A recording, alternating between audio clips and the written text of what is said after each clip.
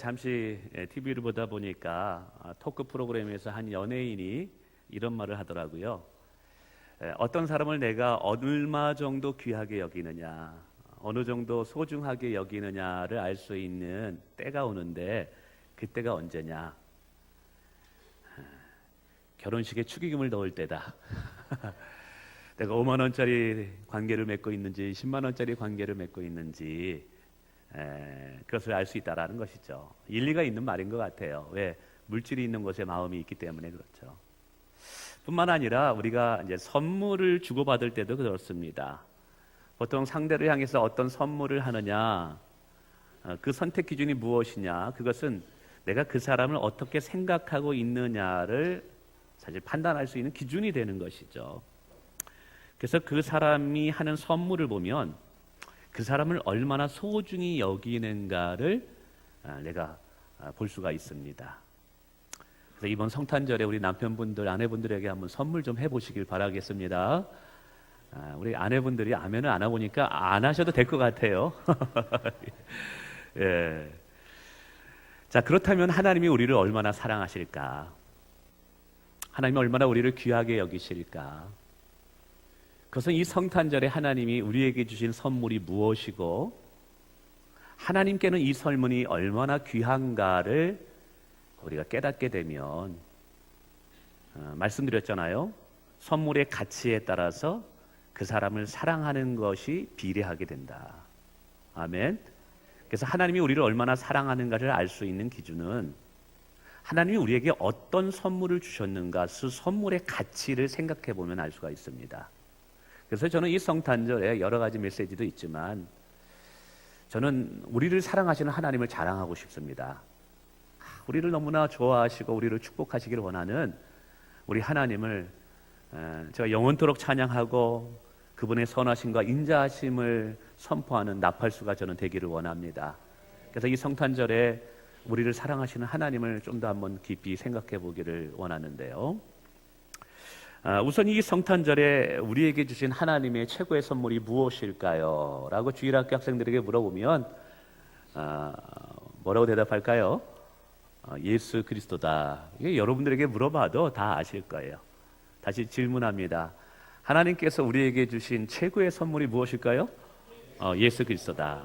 그래서 이제 누가복음 2장 11절에 이렇게 말씀하고 있습니다. 오늘 다윗의 동네에 너희를 위하여 구주가 나셨으니 곧 그리스도 주시니라.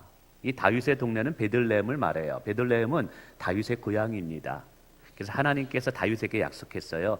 내 후손이, 내 씨가 이 동네에서 나와서 열방을 차지하리라.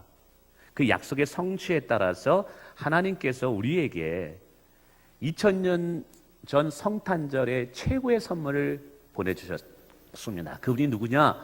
구주 예수 그리스도인 줄 믿습니다. 근데 오늘 본문을 보세요. 구주 예수 그리스도께서 누구를 위하여 보내주셨다고요? 너희를 위하여, 너희를 위하여. 그러니까 성탄절에 오늘 우리는요, 하나님께 최고의 선물을 받은 거예요. 그분이 누구냐? 예수 그리스도이라는 사실이죠. 자, 그러면 하나님이 주신 이 선물인 예수 그리스도가 하나님께는 어느 정도 가치가 있었을까를 한번 제가 간단히 4가지로 한번 설명해 보고 싶습니다. 왜냐하면 우리에게 주신 그 선물인 예수 그리스도의 가치가 하나님께서 우리를 사랑하시는 수준과 같기 때문에 그렇다라는 것이죠. 여러분 동의하십니까? 자, 그러면 첫 번째 우리에게 보내주신 이 선물인 예수 그리스도는 하나님께 최고의 것이었다는 것이죠. 하나님께 더할 나음이 없는 최고의 것, 최상의 것이 사실은 이 선물이었습니다. 우리 마태복음 3장 17절에 보니까 이런 말씀이 있습니다. 한번 집중하기 위해서 한번 같이 한번 읽어보겠습니다. 시작. 하늘로부터 소리가 있어 말씀하시되 이는 내 사랑하는 아들이요 내 기뻐하는 자라 하시니라. 예수님께서 사역을 시작할 때 하늘로부터 성부 하나님께서 그의 제자들에게 그리고 사역을 시작하는 예수님께, 아니 오늘 우리에게 예수님이 하나님에게는 어떤 존재인가를 설명합니다. 내 사랑하는 아들이다. 내 기뻐하는 자다. 근데 오늘 이 본문 속에서 내 사랑하는 자, 내 기뻐하는 자가 사실은 최상급으로 쓰여지고 있다는 사실이에요. 그냥 그저 그렇게 사랑하는 자가 아니에요. 예수님은 하나님께 그저 그냥 내 기뻐하는 그 정도 수준의 자가 아니에요. 하나님에게 있어서, 성부 하나님에게 있어서 최고의 기쁨은 그 아들 예수 그리스도였다는 거예요. 성부 하나님에게 있어서 최고의 자랑은 그 아들 예수 그리스도였다는 사실이에요. 성부 하나님께서 최고의 기뻐하는 자는 더할 나위 없는 최상의 넘버원은 성자 예수 그리스도, 이 땅에 보내신 하나님 아들이셨다라는 사실입니다. 할렐루야. 이 말씀을 한마디로 얘기하면 하나님께는요, 예수 그리스도보다 더 소중한 존재가 없었다라는 거예요.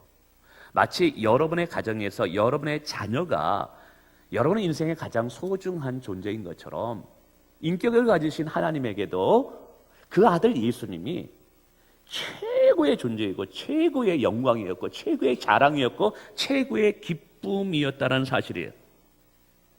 근데 성부 하나님은 자신의 생명보다 더 귀하게 여기고 자신의 전 존재보다 더 기뻐하는 그분을 우리에게 선물로 보내주셨다라는 거예요. 여러분 놀랍지 않습니까? 하나님은 우리에게 주실 수 있는 최고의 것을 주신 것임을 우리는 이 성탄절에 알아야 돼요. 더할 나위 없는 최고의 것을, the best of the best, 최고의 것 중에 최고의 것을 우리에게 선물로 드렸는데 그가 누구냐? 바로 예수 그리스도임을 믿으시길 바랍니다. 만약에 한번 생각해 보세요. 여러분이 이제 자녀가 있는데 자녀가 간 이식을 이제 수술을 받게 되는 그런 일이 생겼다. 근데 간 이식을 수술할 자를 계속 찾는데 아무도 없어요. 보니까 의사 선생님이 얘기합니다. 어머니 자식에 맞는 간이 어머니밖에 없어요. 근데 이게 간 이식을 하면 어머니의 아들은 살아날 수 있는데 어머니 딸은 살아날 수 있는데 어머니는 죽을 수도 있어요. 어떻게 하시겠어요? 라고 묻는다면 빈장미 집사님은 어떻게 대답하시겠습니까? 줘야죠, 그죠? 주죠. 누군가가 저에게 그렇게 질문한다면 저도 그렇게 대답할 것 같아요. 제 딸을 위해서 제 간을 내어줘야죠. 그래도 죽는다면요? 그래서 제 심장을 제 아들에게 줘야죠. 이게 부모 마음이에요. 오늘 이 시간에 예배드리는 우리 자녀들 부모님께 잘 하시길 바랍니다. 여러분은 잘 몰라요. 결혼해서 자식을 낳아봐야지 알아요. 저도 몰랐어요. 부모님이 이렇게 나를 아끼고 사랑하는지를 몰랐어요. 근데 제가 결혼하고 자식을 낳고 보니까 야, 우리 어머님이 아버님이 나를 이렇게 사랑하셨구나. 이게 인격을 가지고 존재라는 것이죠. 근데 인격을 가지신 하나님도 마찬가지입니다. 하나님도 그의 아들 예수님이요, 자신의 전 존재 생명보다 소중한 존재예요. 거기다가 요한복음 8장 29절에 보니까 예수님 말씀하셔요. 나는 그 하나님을 기뻐하시는 것을 행하기를 좋아했느니라, 즐겨하였느니라 그래요. 우리 아들, 우리 자식은 좀 얄미울 때가 있죠. 사춘기 때 말 안 듣고 삐딱선으로 가면. 근데 성부 하나님께 성자 예수님인 이분은요, 한 번도 불순종을 한 적이 없는 분이에요. 하나님께 한 번도 불순종 한 적이 없는 최고의 기쁨을 안겨주었던 아들이었어요. 그런데 하나님은 그 아들의 생명을, 우리에게 영원한 생명을 주시기 위해서 이 땅에 선물로 내어 보내셨다라는 사실이죠. 저와 여러분을 살리기 위해서 그 아들의 생명을 버리셨다라는 거예요. 성탄절은 우리에게 정말 이런 큰 선물을 받는 날이지만 하나님 입장에서는 아들을 포기하기 시작한 날이라는 사실이에요. 저는 이 말씀을 묵상하는데 그런 생각이 들더라고요. 야, 하나님이 나를 이토록 사랑한단 말인가. 아까 말씀드렸죠. 누군가가 또 다른 사람에게 선물을 줄 때 그 선물의 가치가 그 사람을 어떻게 생각하는 판단의 기준이다. 그럼 하나님께서 최고의 것을, 하나님이 가신 자기의 생명보다, 자기의 존재보다 더 귀하게 여기는 것을 우리를 위해서 내어주셨다면 도대체 하나님께는 우리가 어떤 존재인가라는 것을 생각해 보셔야 돼요. 하나님께 우리는 도대체 어떤 존재인가? 그래서 이 말은 거짓말이 아니에요. 너는 내게 천하보다 귀한 소중한 존재야. 할렐루야. 하나님 오늘 우리에게 이 말씀하고 계시는 거예요. 너는 이 세상의 모든 천하 만물보다 내게는 소중하고 내게는 기쁨을 주는 존재야. 제가 여러분에게 귀 만족시키고 마음을 만족시키기 위해서 이 말씀 드리는 거 아니에요. 저는 성경의 말씀 그대로는 전하는 거예요. 여러분, 이 성탄절에 우리 깨달아야 됩니다. 하나님이 우리를 어떻게 생각하고 계시는지를 여러분 다시 한번 자각하시기를 바랍니다. 아마 여기에 제가 죽을 병이 걸렸는데 여러분의 자녀를 저를 위해서 내어주면 제가 산다 그랬을 때 줄 사람이 어디 있겠어요? 저도 못 주는데. 근데 하나님은 하나님이 가지신 최고의 것, 자기보다 더 소중히 여기는 것을 저와 여러분을 내어주셨다. 하나님이 우리를 이렇게 사랑하신다는 건가? 우리는 그 사랑 앞에 몸둘 바를 몰라야 됩니다. 할렐루야. 두 번째, 이게 참 또 이게 놀라운 것인데, 이 선물은요 자격이 안 되는 자에게 베풀어주는 하나님의 호의란 말이에요. 하나님의 호의. 호의가 뭐냐면, 여러분 아시죠? 한번 생각해 보세요. 하나님은 우리에게 최고의 선물을 주셨는데 그 선물을 받을 자가 받을 합당한 자격이 된다면, 조건이 된다면 그 선물은 그렇게 크게 감동이 되지는 않을 거예요. 대통령이 외국에 나가서 대통령 대우를 받습니다. 그건 당연한 거죠. 100점 맞은 학생이 1등으로서 부모님께 칭찬을 받고 대우를 받는다? 그건 당연한 거예요. 근데 생각해 보세요. 하나님께 받을 만한 자격이 안 되는 자가 하나님 생명보다 더 귀하게 여기는 것을 선물로 주셔서 우리가 그것을 받게 되었다. 선물을 받을 조건이 전혀 안 되는 자가 그 선물을 받게 된다면 그 감동은 어떻게 되겠어요? 클 수밖에 없는 거예요. 근데 여러분, 에레미야 17장 9절에 이렇게 말합니다. 한번 띄워주세요. 우리 다시 또 집중하기 위해서 에레미야 17장 9절을 보도록 하겠습니다. 우리 다 같이 읽겠습니다. 시작. 만물보다 거짓되고 심히 부패한 것은 마음이라. 만물보다 거짓되고 심히 부패한 것이 인간의 마음이에요. 저와 여러분은 이따도 말씀드렸지만 거룩하게 입고 멋있는 옷을 입고 저도 양복을 입고 이렇게 넥타이를 메고 있으면 목사님은 거룩해 보인다. 천만의 말씀. 하나님 보시기에는요 부패하고 부패한 것이 인간의 마음이라는 거예요. 그래서 로마서 3장에 보면 하나님을 찾는 자도 없고 그 입술에는 독이 가득하여 저주와 악독이 나오는도다 라고 말합니다. 선을 행하고 착한 일을 하기에 부지런하기보다는 악을 행하기를 빠르게 하는 자다. 악을 행하는 데 민첩한 자들이 인간이라는 거예요. 그러니까 이 죄로 말미암아 영원한 심판과 멸망을 받을 수밖에 없는 자들이 저와 여러분입니다. 하나님의 어떠한 자비와 긍휼도 받을 수 없는 자들이 저와 여러분들이었어요. 그런데 그런 자들에게 하나님의 최고의 것을 아끼지 않고 아무런 조건 없이 내어주셨다. 저는 이것이 엄청난 충격으로 우리에게 다가와야 된다고 생각되어집니다. 성찬절의 의미는요 아무리 생각해봐도 감당할 수 없는 은혜예요. 감당할 수 없는 은혜. 여러분 믿으십니까? 그래서 저는요 일평생 제가 하나님 앞에 결단하고 소원한 것이 있어요. 하나님, 저는 설교할 때 어디 가서 무엇을 전할 때 하나님만 자랑하는 설교자가 되고 목회자가 되게 하옵소서. 저는 영원히 하나님의 사랑과 인자하심과 긍휼하심을 불어대는 나팔수가 되기를 원합니다. 할렐루야. 하나님은 나의 생명이고 나의 전부가 되시고 나의 자랑이 되시고 나의 기쁨이 되십니다. 저는 그 하나님의 사랑에 너무 매료됐어요. 그 하나님의 사랑에 저는 푹 빠졌습니다. 너무 좋으셔요. 자, 세 번째는 이 하나님 보내신 선물을 가만히 들여다보니까 우리를 향해서 진짜 변하지 않는, 흔들리지 않는 하나님의 모습을 보게 되더라고요. 이게 또 은혜예요. 하나님께서 크리스마스 때 2000년 전이죠. 이 선물을 우리에게 보내주실 때 즉흥적으로 보냈느냐? 아무런 계획도 없이 생각도 없이 보내주셨느냐? 아니에요. 에베소 1장 4절에는 창세전에 하나님께서 우리에게 크리스마스 때 예수 그리스도를 선물로 보내시기로 작정하셨대요. 근데 제가 가만히 보니까 이렇게 귀한 선물을 하나님이 최고의 것을 자격이 없는 자에게 주시기로 보내시기로 했는데, 그런 하나님을 향해서 인간은 어떻게 반응하고 대우하고 계시느냐?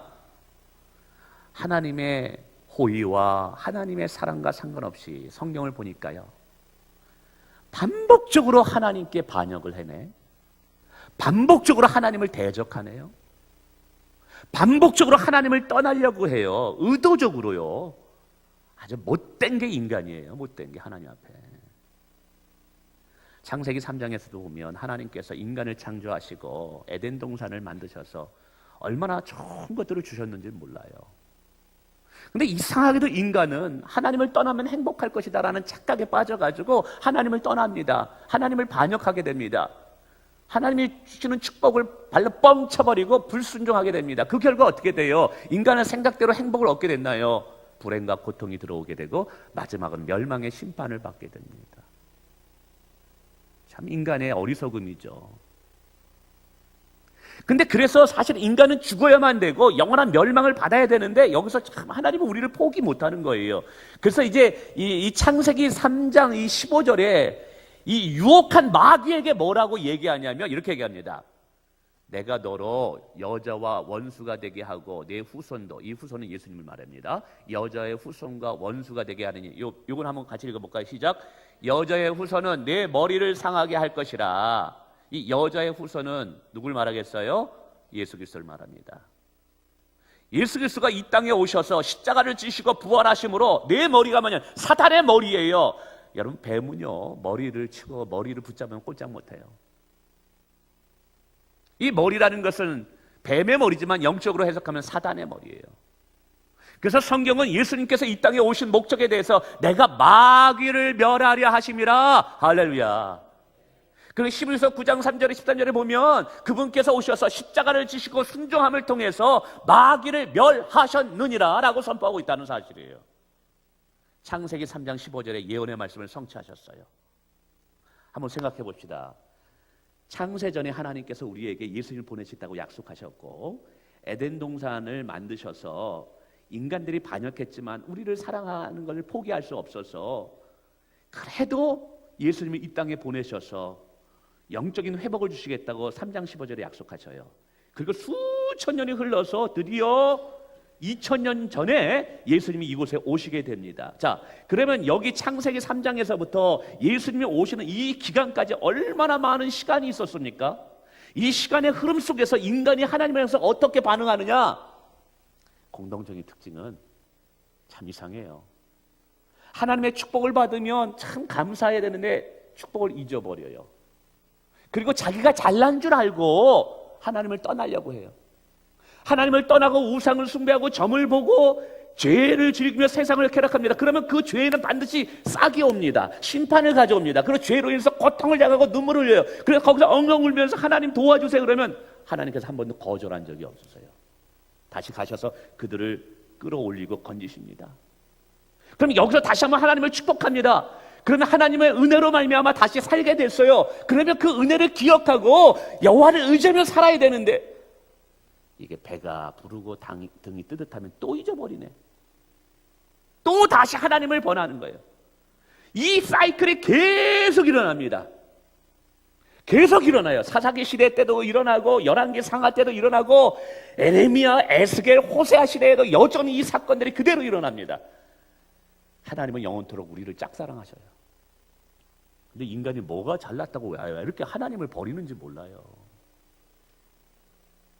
창세기 때부터 예수님 오실 때까지 어떻게든지 인간을 붙잡고 구원하기 위해서 계획을 가지고 하는데, 사랑의 호의를 베푸는데 이 인간은 거절을 하네. 제가 이거는 가설입니다. 이건 말도 안 되는 말이지만 제가 만약에 하나님이라면 다 뒤집어 엎었을 것 같아요. 다 뒤집어 엎어가지고 새 판을 짰을 것 같아요. 근데 하나님은 그러질 않으시는 거예요. 끝까지 인내하시면서, 제 아들이 사춘기 때 좀 얄미울 때가 있어요. 이제 선물을 준다고 하면 고맙다고 하는데 선물을 줘도 감사한지도 모르고, 그리고 이상하게 청개구리처럼 그렇게 반대로 나가는 거예요. 그때는 진짜 얄밉더라고요. 그래서 제가 그랬어요. 너 생일 선물 없어. 너 취소야. 없어. 그래서 안 줘버렸어요. 제가 하도 얄미워서. 근데 지금 생각하니까 너무 감사한 게, 하나님이 저 같지 않아서 너무 감사해요. 하나님이 저 같지 않아서 너무 감사해요. 하나님이 저 같았으면요, 다 뒤집어 엎고 다시 새 판을 짜고 그랬을 텐데, 여러분, 하나님도요 인격을 가지신 분이기 때문에 상처를 받을 수 있다는 거 아세요? 로마서 8장에 보면 이런 표현이 있어요. 우리가 하나님 앞에 범죄할 때 성령이 말할 수 없는 탄식으로 우리를 위해서 친히 간구하시느니라 그래요. 이 말할 수 없는 이 탄식이 뭐냐면, 하나님이 정말 그 아들을 우리를 위해서 내어주면서 건져주셨는데 이것을 잊어버리고 세상에 죄를 지기면 하나님의 상처를 받는다는 거예요. 성령님께서 상처를 받아가지고 너무 애통해한다는 거예요. 성령 하나님께서 내 안에서. 이게 탄식이에요. 성령에. 우리가 하나님의 형상으로 창조됐기 때문에 하나님의 속성과 인간의 속성이 같은 부분이 있어요. 여러분, 우리도 상처받죠? 자식들을 통해서도 상처를 받을 때가 있어요. 그래도 참잖아요. 저도 지금 생각하면 우리 어머니 엄청나게 많이 상처 줬던 적이 많아요. 근데 우리 어머님은 자식이라고 막 뭐 하면 어머니 이제 그만 좀 하세요. 하지 마세요. 뭐 하면 밥을 차리는 어머니 괜찮아요. 저거 안 먹어도 돼요. 왜냐면 어머니 그 힘든데도 냉장고 열고 그냥 바르르 떨면서 이것도 이렇게 하면 그 밥을 또 어떻게 먹어요? 제가 알아서 먹을 테니까. 그래도 또 어떻게 하면 밥을 또 차려놓은 거야. 반찬은 안 되는데 막 그걸 또 만들어 놓으시고. 근데 뭐 말 안 드시면 그러면 그러잖아요. 우리 조용 선장님도 성화상 목사님 앞에 가끔씩 짜증을 부리고 이렇게 화를 낼 때도 있다는. 이게 부모님 모신 분들은 다 압니다. 어머니 그만 좀 하세요. 어머니 그만 좀 하세요. 임명호 집사님 그러죠. 저도 그랬어요. 이게. 그럼 어머니 하다 말고 방에 들어가서 눈물을 엉엉엉 울리죠. 그러면 또 제가 나가서 설교를 해야 되고 축복기도 해야 되는데 이게 되나요? 이게 마음이 찔림이 있는 거, 이게 껄쩍거리는데 이게 축복이 나가지 않으면 다시 집에 돌아가가지고 어머니 제가 잘못했어요. 어머니 죄송해요. 어머니 우지 마세요. 그러면 우리 어머니 하시는 말씀이 있어요. 내 눈에 재가 들어간다 그러죠. 재가 들어가도 내가 더 미워할 수 없어. 내가 낳은 자식은 끝까지 내 아들이야. 이게 부모더라고요, 부모. 참, 우리 하나님이 그래요. 우리를 창조하시고 구원하시고 우리를 낳으셨기 때문에 포기할 수 없는 거예요. 그 수천 년, 2000년 동안 얼마나 많은 하나님의 백성들이 배신을 합니까? 그때보다 하나님 아버지가 받을 상처를 생각할 때 끔찍합니다. 하나님은 상처를 안 받으실 것 같아요? 천만의 말씀이에요. 하나님도 상처를 받으세요. 그 수많은 상처를 받으면서도 뭐예요? 내가 반드시 너희에게 가장 귀한 선물을 보내줄 때가 있을 거야. 참고 기다리면서 마침내 때가 되매 하나님께서는 우리에게 뭘 주신 거예요? 선물을 주신 줄 믿으시길 바랍니다. 할렐루야. 그래서 저는 이 말씀을 묵상할 때 그런 생각이 들어요. 야, 너무 감사하다. 왜? 우리 하나님이, 우리가 아무리 하나님을 상처를 줘도 흔들리지 않고 끝까지 하나님께서 우리를 향한 약속을 붙잡고 계셨다라는 게 이게 감사한 거예요.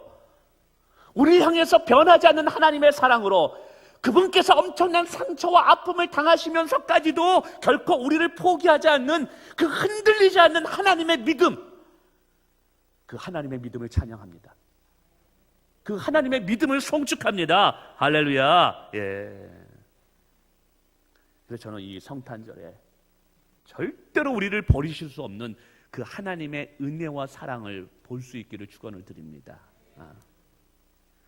그다음에 네 번째, 이 선물에는요, 그냥 선물만 있다 한 게 아니라 이 선물에는 어마어마한 능력을 부여해 줘서 우리에게 이 선물을 준 거예요. 이 선물을 우리가 받게 되면 하나님의 능력이 우리 가운데 오게 됩니다. 그러면 그 능력이 어떻게 나타나는지 우선 마태복음 2장 1절을 한번 보실까요?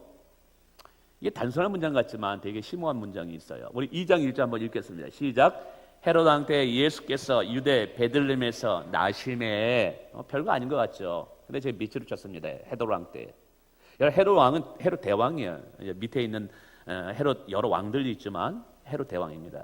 이 사람이 얼마나 악독한지 이스라엘의 왕들 중에 거의 넘버 3에 들 왕이에요. 여러분, 동방박사들이 예수님이 태어난다라는 것을 이야기하자 동네에 있는 2살짜리 밑에 아이들을 다 죽여버립니다. 이런 잔인한 왕이 어디 있어요?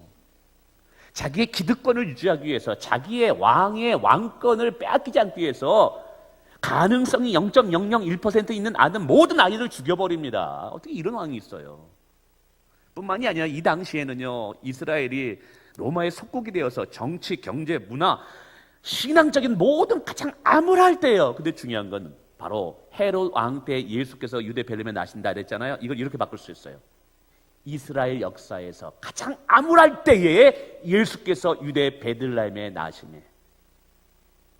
그러니까 하나님께서는 이스라엘 역사에 가장 암울할 때에 오셨다. 빛으로 오셨다. 여러분, 이것은 무엇을 상징하는지 아십니까?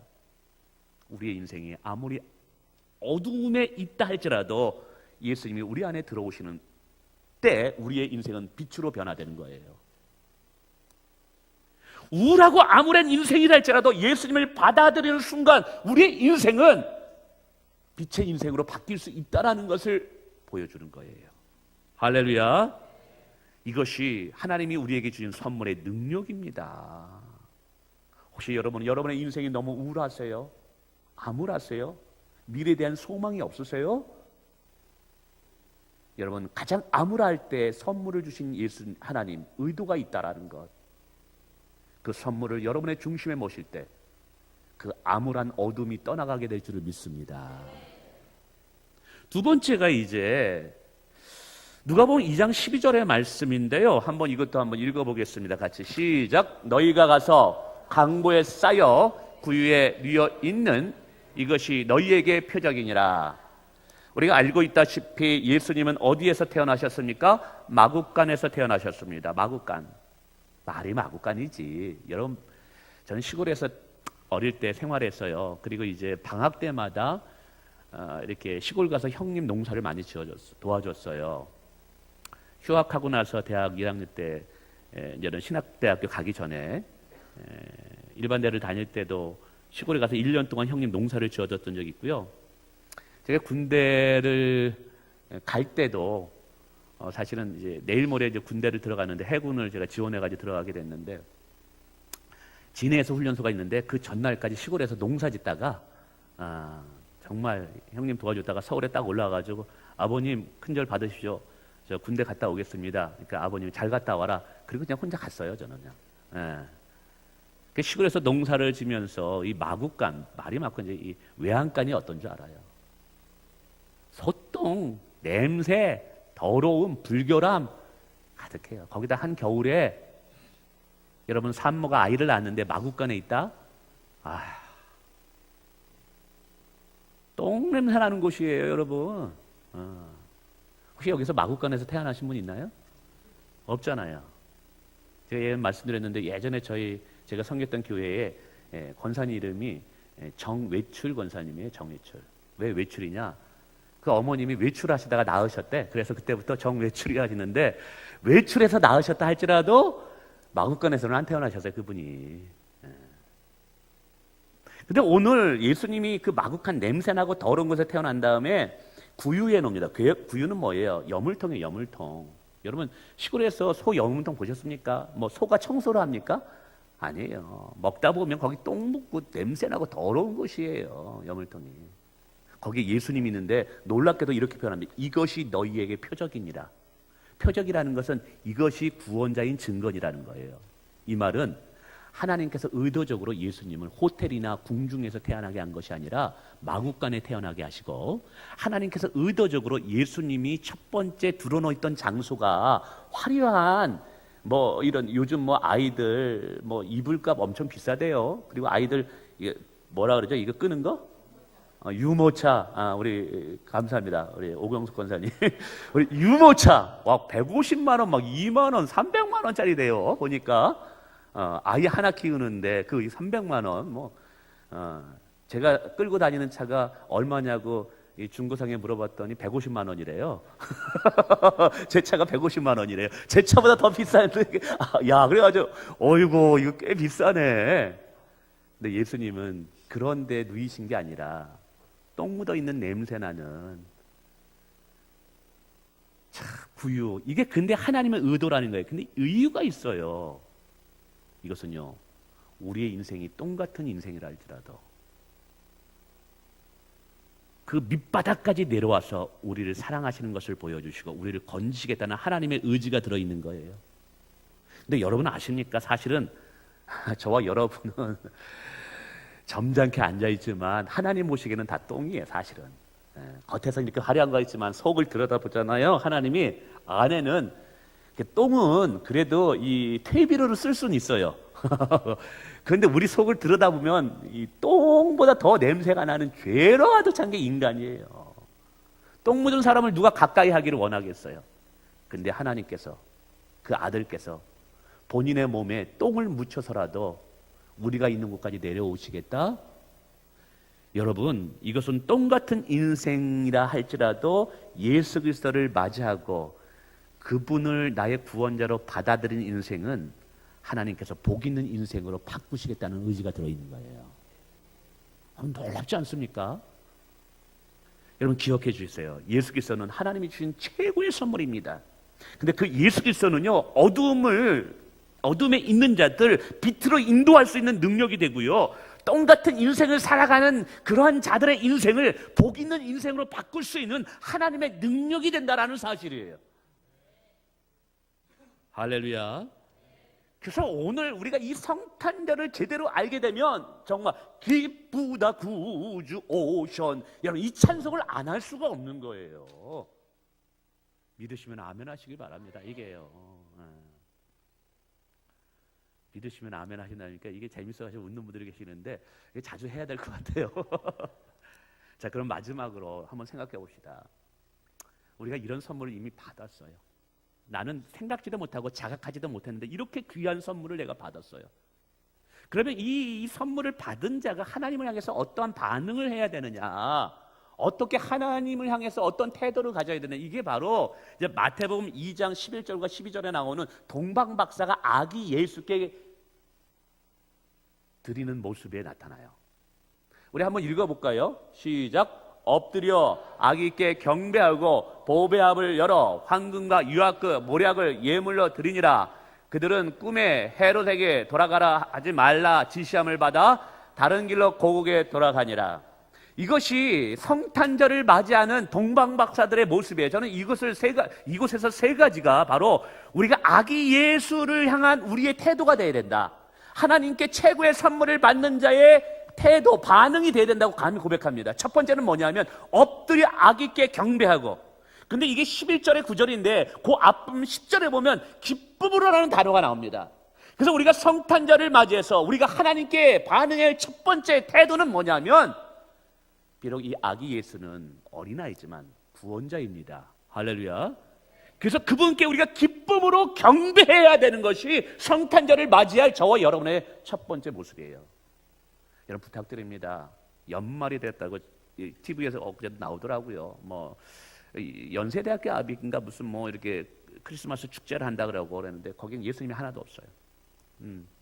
산타, 루돌프 뿐만이 아니라 모든 저녁에 술집마다 회식하는 분들로 가득 차요. 여러분 이 크리스마스 때는요 회식하는 시간이 아니에요. 크리스마스 때는요 술 먹고 세상에 취하는 시간이 아니에요.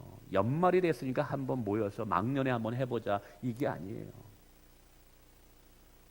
이 성탄절은요 우리에게 최고의 선물을 주시는 하나님께, 그리고 그 선물 대신 예수님께 경배하는 날이에요. 아멘. 경배하는 날. 성탄절에 여러분 기쁨으로 하나님을 찬양하고 높여드리고 경배하기를 원합니다. 크리스마스 25일 날 다 오실 것이죠? 다 말하는 분이 딱 한 분 안 계셔. 다 오실 것이죠? 예. 두 번째, 보배합을 열어 황금과 유향과 모략을 예물로 드립니다. 참 이 예물을 정성껏 드리는 모습이 보입니다. 왕으로서 오신 분에게 합당한 예물을 드리는 거예요. 그래서 이 황금과 유향과 모략은요, 왕을 상징하는 단어들이에요. 왕을 상징하는 단어들, 제사장을 상징하는 단어들, 구세주를 상징하는 단어들이에요. 그리고 이것들은 예수님께서 애굽으로 피신했을 때 요긴한 피난 자금이 됩니다. 저는 이번 이번 크리스마스 때 히터기를 켜주세요. 이번 성탄절 때 여기 성탄 감사예물 드렸습니다. 헌금하라는 게 여러분 많이 헌금하라는 게 아니에요.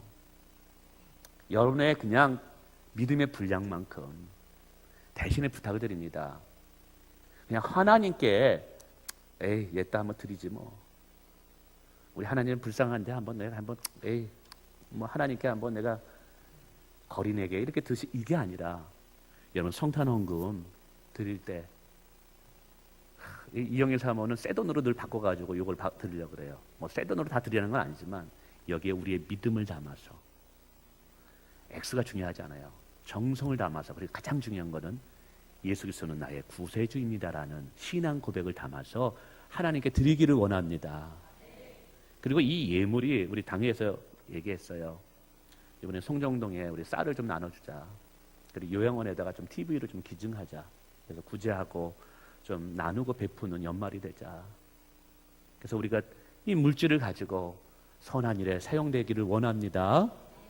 마지막 세 번째는 돌아가지 말라 지시함을 받아 다른 길로 고개 돌아가니라. 여러분, 아기 예수가 이 땅에 오셨습니다. 어린아이죠.